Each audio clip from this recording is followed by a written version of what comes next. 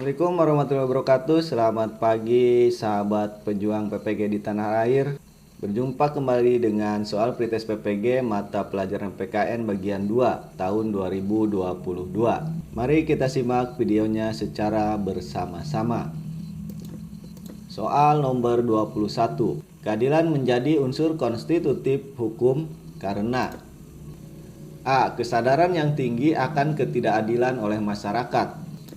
B. Undang-undang yang sesuai dengan prinsip-prinsip keadilan seringkali dianggap sebagai undang-undang yang telah usang dan tidak berlaku lagi.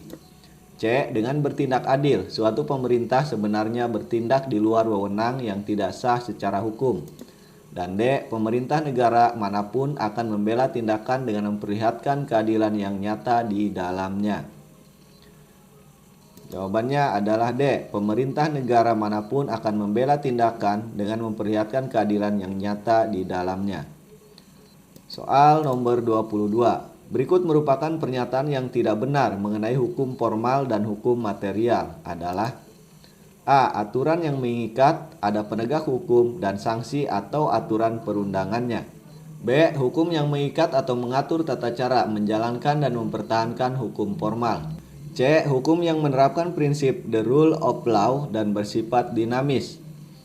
Dan D. Hukum yang mengatur tentang tata cara penegakan hukum material. Jawabannya adalah B. Hukum yang mengikat atau mengatur tata cara menjalankan dan mempertahankan hukum formal. Soal nomor 23. Indonesia sebagai penganut paham negara hukum material yang menerapkan prinsip the rule of law, di dalamnya Undang-Undang Dasar 1945 antara lain diatur bahwa A. Indonesia adalah negara berdasarkan atas hukum, bukan berdasar atas kekuasaan belaka. B. Kekuasaan presiden menjalankan pemerintahan dibatasi oleh undang-undang. C. Kekuasaan negara berada di tangan rakyat dan dijalankan menurut ketentuan Undang-Undang Dasar. Dan D. Setiap warga negara bersamaan kedudukannya di dalam hukum dan wajib menjunjung tinggi hukum dengan tidak ada kecualinya. Jawabannya adalah D. Setiap warga negara bersamaan kedudukannya di dalam hukum dan wajib menjunjung tinggi hukum dengan tidak ada kecualinya. Soal nomor 24. Menurut Surjono Sukanto, hukum dapat berfungsi dengan baik, diperlukan keserasian antara kepastian hukum dengan kesebandingan hukum. Merupakan inti penegak hukum. Maka penegakan hukum sesungguhnya dipengaruhi oleh kecuali A. Hukum itu sendiri. B. Kekuatan penegak hukum. C. Taraf kesadaran dan kepatuhan hukum masyarakat. Dan D. Fasilitas yang diharapkan untuk mendukung pelaksanaan hukum. Jawabannya adalah B. Kekuatan penegak hukum. Soal nomor 25. Hambatan penegakan HAM di Indonesia yang berupa prinsip sipil antara lain. A. Masih lemahnya kesadaran hukum bagi masyarakat. B. Masih rendahnya keberanian masyarakat untuk melapor pelanggaran HAM. C. Hakim tidak dapat menentukan kesimpulan pelanggaran HAM. Dan D. Belum adanya jaksa penuntut yang berpengalaman menanganinya. Jawabannya adalah B. Masih rendahnya keberanian masyarakat untuk melapor pelanggaran HAM. Soal nomor 26. Faktor-faktor yang menyebabkan permasalahan dalam penegakan hukum di Indonesia antara lain. A. Campur tangan politik. B. Peraturan perundangan yang lebih berpihak kepada kepentingan penguasa dibandingkan kepentingan rakyat. C. Kedewasaan berpolitik. Dan D. Rendahnya integritas moral. E. Tingginya kredibilitas. F. Kesadaran hukum aparat penegak hukum. Berdasarkan pernyataan di atas yang bukan termasuk faktor-faktor yang menyebabkan permasalahan dalam penegakan hukum di Indonesia, yaitu A. B dan A. B. Hanya E. C. C dan B. Dan D. C dan E. Jawabannya adalah D. C dan E. C. Kedewasaan berpolitik. Dan E. Tingginya kredibilitas. Soal nomor 27. Tugas membela negara wajib dilakukan oleh seluruh warga negara Indonesia karena A. Setiap warga negara memiliki hutang kepada negara dalam bentuk pelayanan pemerintah terhadap warga negara. B. Warga negara adalah tulang punggung negara. C. Manusia di samping sebagai makhluk pribadi juga sebagai makhluk sosial bernegara. Dan D. Negara tidak akan kokoh jika tidak adanya persatuan, kesatuan, dan partisipasi seluruh warganya. Jawabannya adalah D. Negara tidak akan kokoh jika tidak adanya persatuan, kesatuan, dan partisipasi seluruh warganya. Soal nomor 28. Masyarakat Indonesia yang beraneka ragam dalam faktor-faktor kesuku bangsaan dengan masing-masing kebudayaan daerahnya, bahasa daerah, agama yang dianut, ras dan sebagainya merupakan A. Faktor pendukung integrasi nasional, B. Faktor penghambat integrasi nasional, C. Sebab adanya integrasi nasional, dan D. Akibat adanya integrasi nasional. Jawabannya adalah B. Faktor penghambat integrasi nasional. Soal nomor 29.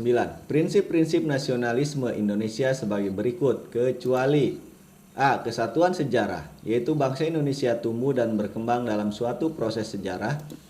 B. Kesatuan nasib, yaitu berada dalam satu proses sejarah yang sama dan mengalami nasib yang sama, yaitu dalam penderitaan penjajah dan kebahagiaan bersama.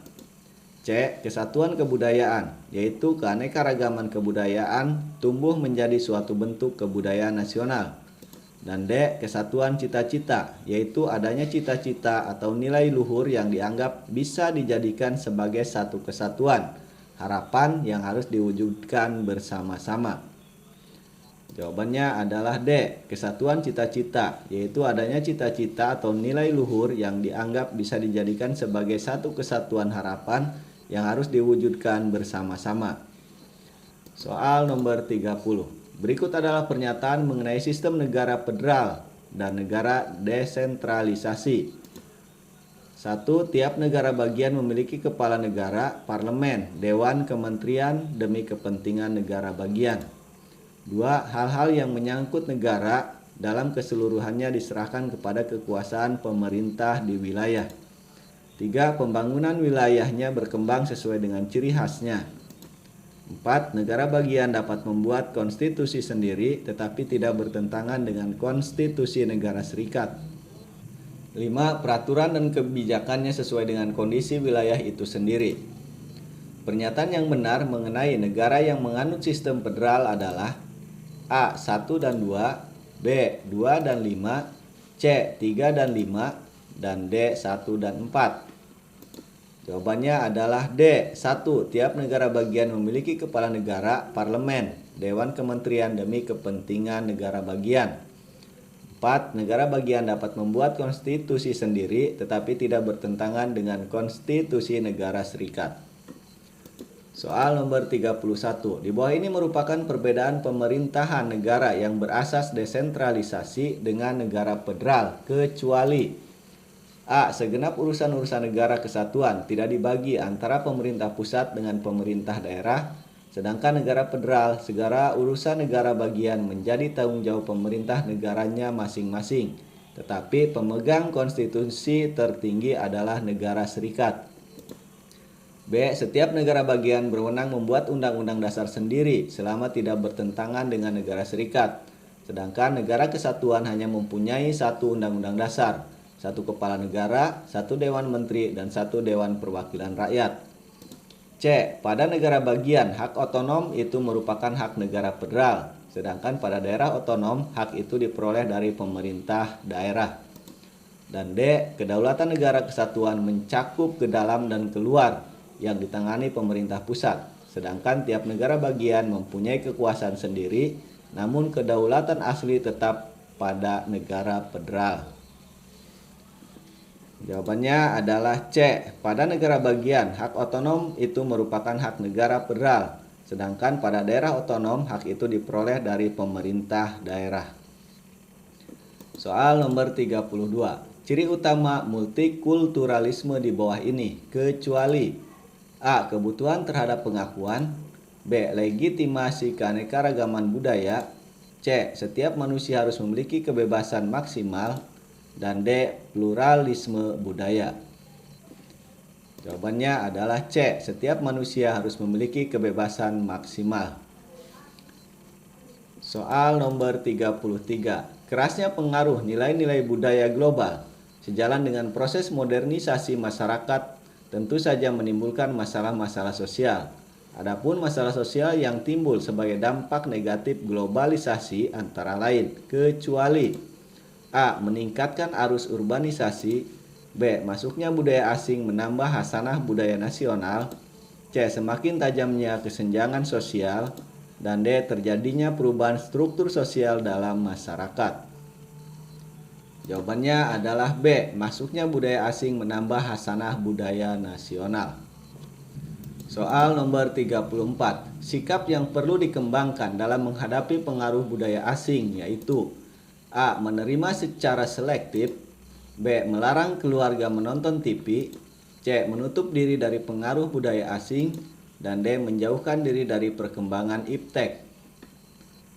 Jawabannya adalah A. Menerima secara selektif. Soal nomor 35. Konflik yang timbul dalam keberagaman masyarakat masih terus terjadi di berbagai wilayah. Hal ini disebabkan oleh A. Bhinneka Tunggal Ika belum terlaksana dengan baik, B. Belum terpatrinya NKRI dalam hati sanubari masyarakat, C. Belum terbangun jiwa patriotisme pada warga, dan D. Belum mampu menjaga nama baik Pancasila. Jawabannya adalah A. Bhinneka Tunggal Ika belum terlaksana dengan baik. Soal nomor 36.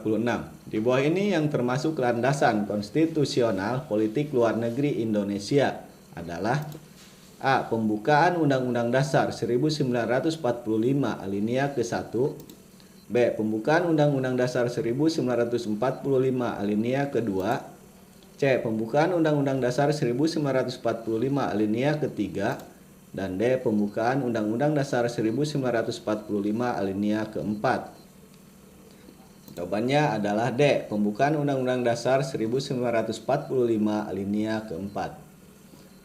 Soal nomor 37. Perhatikan pernyataan-pernyataan di bawah ini. 1. Timbul persaingan antar individu untuk maju. 2. Kebebasan individu yang dijunjung tinggi. 3. Kekuasaan pemerintah yang tak terbatas. 4. Tingkat pendapat penduduk semakin rendah. 5. Terjadi gejolak perekonomian. 6. Pemerintah menduduki kekuasaan tertinggi. Dari pernyataan di atas yang merupakan ciri-ciri demokrasi konstitusional adalah A. 1, 4, dan 5 salah, B. 1, 3, dan 6 salah, C. 3, 5, dan 6 benar, dan D. 1, 2, dan 5 benar. Jawabannya adalah D. 1. Timbul persaingan antar individu untuk maju. 2. Kebebasan individu yang dijunjung tinggi. Dan 5. Terjadi gejolak perekonomian. Soal nomor 38. Kelemahan atau kekurangan dari demokrasi yang dianut oleh negara kita adalah A. Pemerintah demokrasi didasarkan pada keinginan publik dan tidak didasarkan pada ketakutan pada penguasa. B. Demokrasi berdiri di atas konsensus bukan pada kekuasaan. C. Demokrasi tidak didasarkan pada kualitas tetapi pada kuantitas. Dan D. Demokrasi dianggap lebih stabil daripada bentuk pemerintahan lain. Jawabannya adalah C. Demokrasi tidak didasar pada kualitas tetapi pada kuantitas. Soal nomor 39. Pelaksanaan HAM dalam kehidupan bermasyarakat, berbangsa dan bernegara di Indonesia didasarkan pada prinsip-prinsip.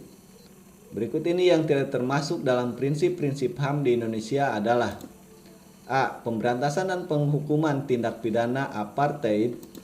B. Pelaksanaan HAM bersifat relatif, tidak mutlak karena dibatasi oleh hak asasi orang lain. C. Kerjasama internasional berdasarkan prinsip saling menghormati, persamaan derajat, dan hubungan baik antar bangsa. Dan D. Keseimbangan antara hak dan kewajiban. Jawabannya adalah A. Pemberantasan dan penghukuman tindak pidana apartheid. Soal nomor 40. Penegakan HAM pada dasarnya tidak dapat terpisahkan dari pertimbangan hukum dan politik. Namun demikian, prinsip yang hendaknya dijadikan acuan pertimbangan dalam penegakan HAM tidak boleh mengorbankan kepentingan A. Nasional, B. Pemerintah, C. Kolegial, dan D. Lokal. Jawabannya adalah A. Nasional. Demikian soal-soal pretest PPG mata pelajaran PKN yang dapat saya sampaikan, semoga bermanfaat. Jangan lupa like dan subscribe serta ketuk loncengnya biar kami bisa menampilkan video-video yang terbaru. Sampai jumpa di video berikutnya.